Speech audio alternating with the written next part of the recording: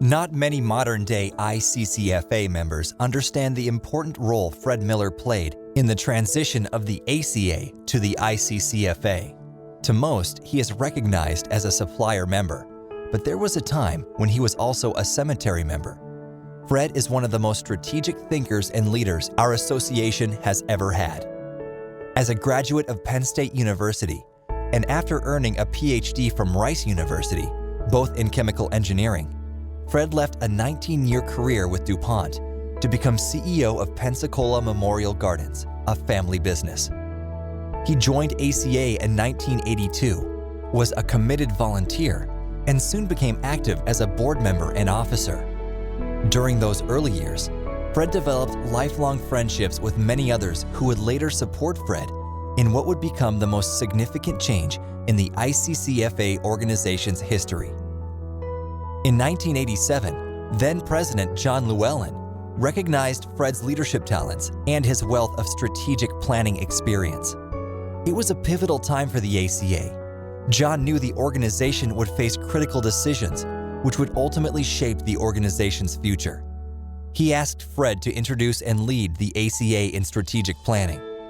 With Fred's professional experience and training in corporate America, Fred assembled a team of ACA leaders and provided a framework dedicated to providing direction for the growth and expansion of the association. Fred continued his personal participation as chairman and facilitator for years to come while serving in additional leadership positions. In 1991, Fred was asked to chair the annual convention. He and Asher Neal raised the bar with increased ACA income by initiating corporate sponsorships for the first time. From 1990 to 1993, Fred chaired all 4 ACA committees before becoming president-elect. In 1992, then-President Asher Neal asked Fred to establish a memorialization subcommittee. Fred and his committee launched the Celebration of Life concept, which inspired its supplier members to introduce personalization products. They also initiated a Sharing of Best Practices program, which later transitioned into the KIP Awards, awarding members for Keep It Personal best practices. Fred and others could sense there was still more work to be done to ensure the growth and success of the organization. In 1993, then-President Arlie Davenport again called on Fred as Strategic Planning Committee Chair to survey the ACA membership and determine if the organization was providing the programming that addressed the membership's issues. As a result, ACA recognized that many of the cemetery members had a growing concern over their sales and marketing expertise. The result was the formation of the annual Sales and Marketing Conference, which is still the only conference of its kind in our profession. As Fred's presidency approached, it was clear that his primary objective would be to address declining membership and income. ACA needed to open their membership and embrace allied industry members. Fred and 3 other originators of this movement, Arlie Davenport, Rich Sells, and David Shipper, began garnering internal and external support. It was an era without iPhones or iPads. The Strategic Planning Committee met for hours at hotels all across the country. It was tedious at times, as they were highly concerned about losing existing members, and they wanted to prevent any knee-jerk reactions. Fred played a huge role as a facilitator and a leader throughout this process. Relying heavily on the analysis and recommendations of the Strategic Planning Committee, an outreach plan was developed that Fred presented to state and regional cemetery associations.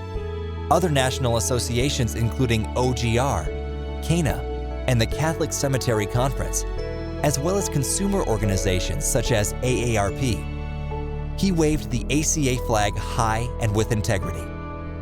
Fred was inaugurated as ACA president on October 22, 1994, and it became his job to make the expansion of the association happen, to develop a positive approach that would convince the membership that we had a real opportunity not only to save the ACA, but to form a completely unique and dynamic association of cemeterians, funeral directors, and others.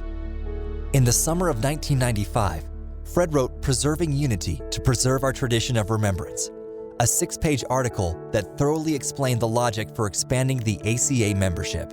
On August 11th, at a special meeting of the Board of Directors, the revised mission statement and bylaw changes were adopted by the committee.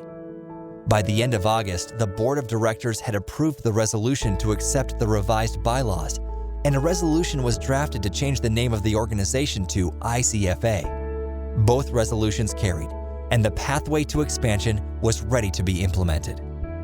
Following these resolutions, in September, an open letter was sent to the ACA membership addressing any concerns, followed by a vote by the membership at the annual convention. The day it was passed, the ACA, now the ICFA, membership doubled immediately. Fred worked tirelessly to improve the ACA.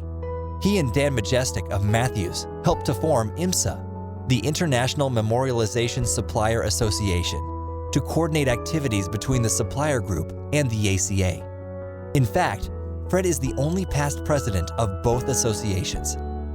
Having become a supplier of software products for cemeteries since 1983 with the creation of MBS, Memorial Business Systems, it was a perfect opportunity, as Fred had a vested interest in both groups.